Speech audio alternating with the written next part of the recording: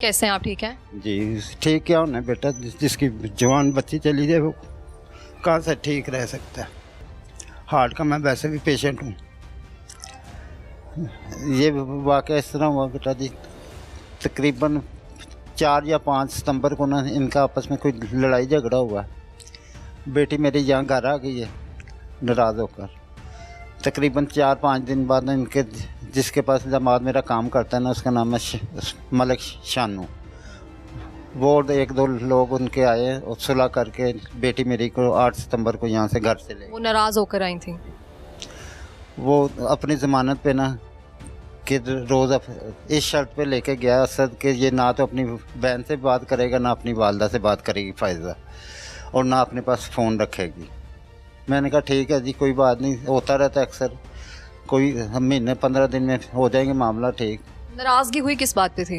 वो कोई बाइक का बहनों का ना कोई लेन देन का मामला था। फ़ायज़ा ने ना पता नहीं असद की मर्ज़ी से किया है या जो भी किया है, बाइक ना अपने बनोई को बाइक और उसके पेपर ना दे दिए थे अपनी बनोई को, बड़ी दामाद को मेरे, कैसे बेच दो आप।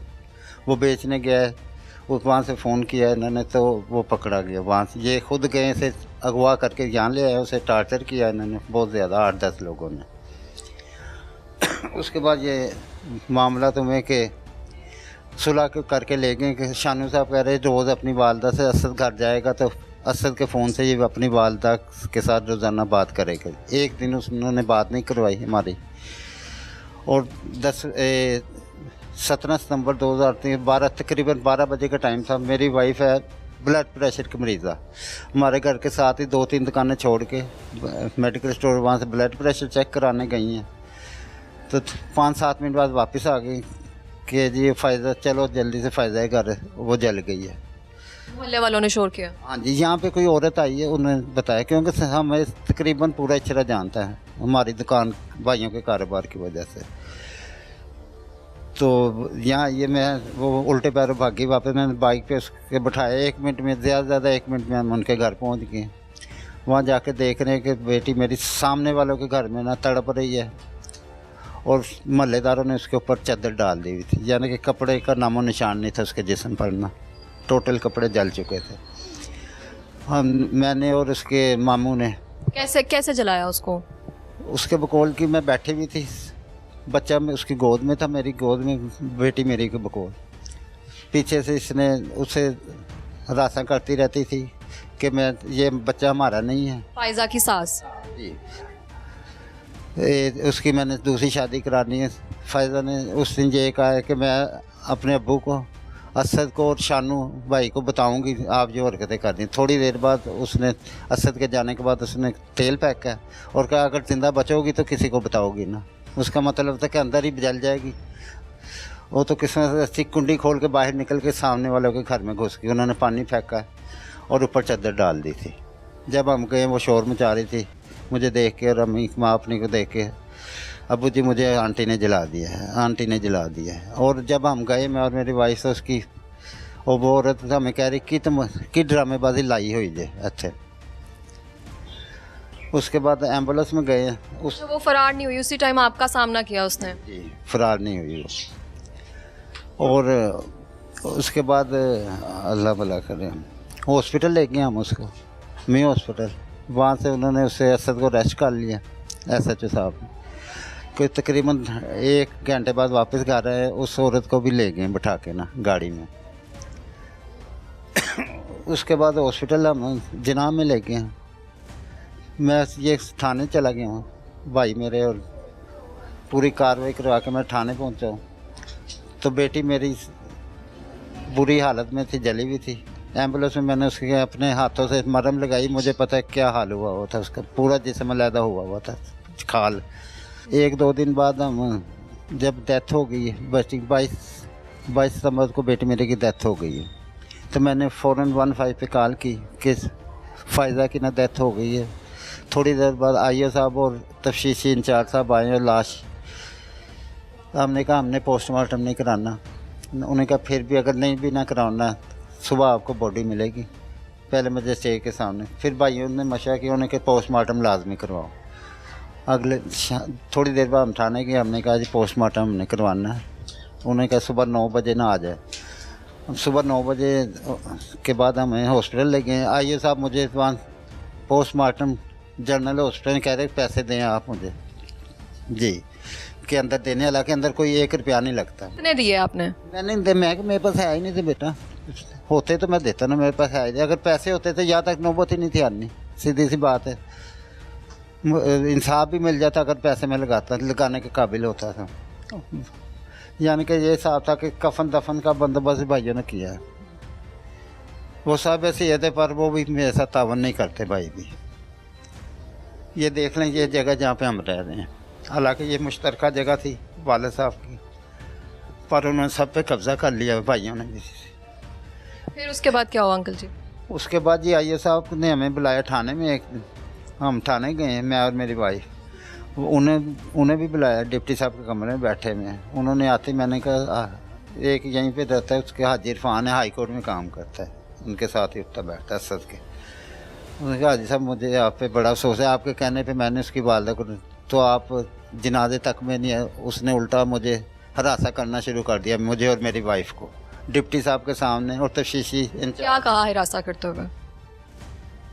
यानी कि अजीब से लेजी में तलखी से बोलता रहा हमारे साथ। उदों तुसी इंज कीता जी, इंज कीता, माफ़ी मंगी। हालांकि मैंने जब मोटर का वाक़या हुआ था, मैंने इनके कहा अगर मेरी बेटी या कोई भी मुजरिम है उसे पुलिस के हवाले कर दे, मैं पीछे भी नहीं जाऊंगा।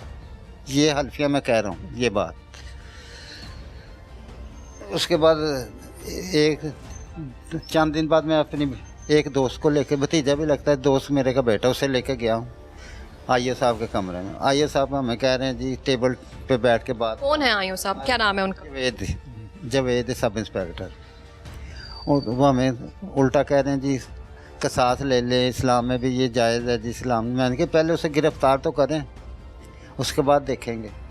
नहीं जी, लेकिन उनको गाड़ी में बिठा कर लेके तो गए थे। हाँ जी, वो 3-4 दिन बाद बेटे मेरे को इन्होंने हरासा किया, धमकियाँ लगाई हैं बड़े बेटे को कि हम तेरे माँ बाप को भी मार देंगे। उसने हमें इतना, हम तो हॉस्पिटल, हमें अपनी होश नहीं थी, मुझे जाके उसे मैंने छुड़वा दिया।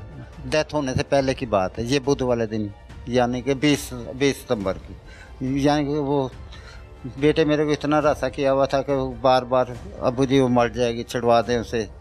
यहाँ हमने बेटी मेरी ने, मैंने भैया मुझे उन्हें कहा चलो जी 8 दिन, हम तो शरीफ लोग हैं, हमें मालूम होता था कि इस तरह होना है तो कभी भी ना छुड़वा। मैंने कहा चलो जी हॉस्पिटल, रोज़ ड्रामेबाजी कर रही था या जो कुछ भी कर रही थी, हॉस्पिटल भेज दिया उसे।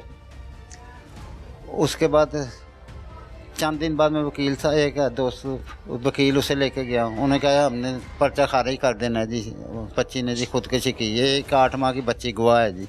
आपके पास आपकी बच्ची का बयान है मौजूद? कब लिया था आपने उससे? वो आईओ साहब के सामने ही ना हॉस्पिटल में लिया गया था। बिना कुदरती आईओ, हमारी किस्मत अच्छी या कुछ भी कह दो, आईओ ने कहा मेरे बेटे को इसे रिकॉर्ड कर लो। वो रिकॉर्डिंग कर ली थी बेटे मेरे ने। तो उसके बाद भी वो कह रहे हैं कि खुदकुशी की होगी। अभी तक वो 5 माह बाद तकरीबन मैंने तफ्तीश, इन्होंने अपनी तरफ पर्चा खारिज कर दिया था कि खारिज है पर्चा। SSP साहबा के पास कभी वज़ीर अला हाउस, कभी SP साहब का धक्के खाता रहा मैं। आखिर अल्लाह ने मदद की, तफ्तीश चेंज हो गई, तफ्तीश चली गई सब्ज़ादार थाने में। वहाँ पे DSP थे साबर अली भुट्टा साहब, उन्होंने हमारे साथ बहुत मुकम्मल तावन किया, मुकम्मल बात सुनी है, और वो समझ गए थे कि क्या हुआ है, इसे कत्ल किया गया। जिस दिन उन्होंने कहा कि अपने आप अपने बेटे को न लेके, मैं 2-3 दिन में बेटे को लेके जाना था, तो अल्लाह भला उनका तबादला करवा दिया गया है या हो गया है, उनका तबादला हो गया। अब नए DSP साहब आए हैं, उन्होंने परसों मुझे बुलवाया था जुमेरात को, मैं गया हूँ, वो उसको बात सुनने को तैयार ही नहीं है। वो कह रहे हैं जी खुदकुशी की है जी बच्ची ने। मैंने वाइफ मेरे ने कहा जी वो सामान भी मारा, वो कह रहे सामान भी मैं दिलवा दूँगा। यानी कि उनका अभी तक सामान आपका जो है वो वापस नहीं आया। एक चीज़ ने उल्टा धमकियाँ दी, बेटे मेरे दोनों को रोक के कई बार उन्हें धमकियाँ दी हैं। क्या कहते हैं धमकी में? कि मैं बच्चा को भी छीन के ले जाऊँगा, सामान भी नहीं दूँगा। कितने बच्चे हैं फायजा के? फायदा के ये एक बेटा, 1.5 साल पहले तो शादी हुई थी जी। उस दौरान पहले कभी उसकी सास मारती थी उसको? उससे पहले एक बार लड़ाई झगड़ा हुआ, मैं नोटिस भेज दूंगा, इस तरह कर दूँ। मैंने फिर जाके उसकी दुकान पे मैंने कहा बेटा ये इस तरह तो नहीं होते मामला। अगले दिन आके वो खुद ले गया था। उसके बाद एक बार ईद के बड़ी से 1-2 दिन बाद की बात है, फ़ोन उसने किया फिज़ा ने अपनी वालदा को बड़ी ईद के बाद कि वो मुझे ना मार रहा था। मैं और उसकी वालदा घर गए हैं तो मुझे अपनी वालदा कह रही इसने ना मुझे मुक्के मारे हैं असद ने। ये फाइजा की बेटी हैं। फायदा का बेटा है जी। उस टाइम ये 5.5 माह का था जी।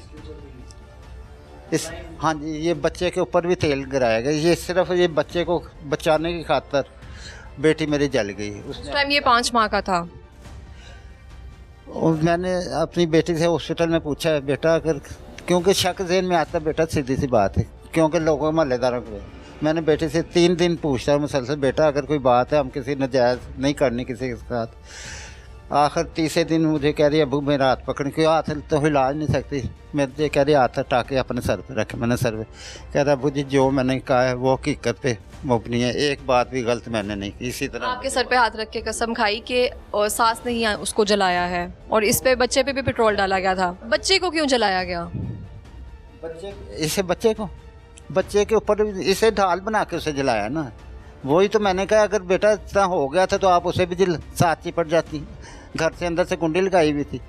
कह रही अब्बू जी अगर मैं ऐसा करती तो मेरा बेटा भी जल जाता। इस तरह यानी कि सास ने कोशिश ये की थी कि बेटे को जलाया जाए, उसके ढाल बनाया, इसका ढाल बना के ना इसको जान के उसे जलाया गया।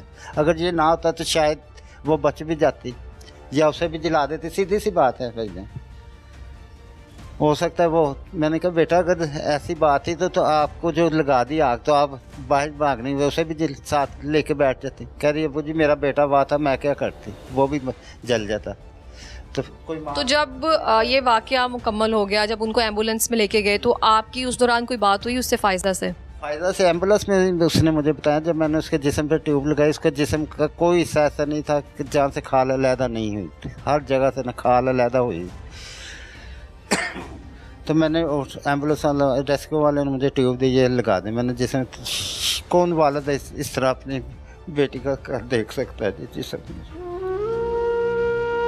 साहब को भी मैंने परसों यही कहा है कि सर जी अगर मेरे पास वसाइल और पैसा होता तो शायद आप तक ये तफसीश चेंज कराने की मुझे नौबत ही ना में आती। वो माने जी आपको गवाह लेके आओ जी जिसने देखा हो। एक बंद कमरे में बंद जगह पे हो रहा है वाक़या, वहाँ कहाँ से मैं गवाह लाऊँ? कोई रिकॉर्डिंग लाएँ, कोई रिकॉर्डिंग में आई बच्ची का बयान है वो नहीं जी मैं मानता। उल्टा ये कह रहे हैं डिप्टी साहब। उनको तफ्तीश के लिए बुलाया गया हो, कोई उनको डर वगैरह कुछ भी नहीं? खुद ही तफ्तीश कर लिया ये साहब ने। मोहल्लेदार के मुताबिक एक 8 साल की बच्ची जी उसने देखा है। वो 8 साल की बच्ची का भी मैं बताता हूँ आपको। बेटी के अपने से मैंने पूछा जी वो बच्ची तो इस तरह कह रही, बेटी से फ़ायदा से पूछा, वो कह रही अब्बू जी वो बच्ची ना गलत है। पहले भी उसी बच्ची के थ्रू इसने अपनी भावज पे ना चोरी का इल्ज़ाम 2 बार लगवा चुकी है। कि बच्ची कौन थी? वो सामने रहती मोहल्लेदार ने। उस बच्ची के थ्रू आगे भी 2 बार वो एसपी साहब के सामने मानी भी है बच्ची और असद भी मानना है कि जी इस पे बाबा जी आते हैं वो बताते हैं क्या हुआ है वाक़या। आज से 20-22 साल पहले कत्ल करने की कोशिश की थी, बच गया था। वो भी पर्चा इचरा थाने में रिकॉर्डेड है। पर डिप्टी साहब कहते हैं आप खुद वो लेके आओ जी। आप वो ज़हनी मरीज़ है कोई? लाजमी बात है जो अपने खामन को कत्ल करने की कोशिश कर सकती है। और बच्चे बेटी मेरी मुझे बताया ये बच्चे भी, इसके 2 बेटे थे, ये अपनी वालदा के पास रहना नहीं चाहते थे। असद और उसका एक और भाई, वो इनके रिश्तेदारों कह के ला के ना उसके पास वालदा के पास गए। छोटे से ही नहीं रहना चाहते थे। ये भी मेरी बच्ची ने बयान में भी बताया हुआ ये चीज़। सारा बयान जो है वो आईओ साहब के सामने रिकॉर्डेड रहा है। उस बच्ची ने, फायजा जो जल चुकी थी, वो झूठ क्यों बोलेगी? 8 साल की बच्ची जिसके देखे पे यकीन करके 4 दिनों के बाद उसकी जो सास है उनको रिहा कर दिया गया। उसके बाद दोबारा तफ्तीश के लिए उनको ना थाने बुलाया गया, ना ही वो माफ़ी वगैरह के लिए आए हैं कभी अभी तक। 1-2 बार मुझे कहा है उन्होंने पैसे ले ले 200 मेरे को। मैंने कहा नहीं जी मैं अपनी बेटी का खून नहीं बेच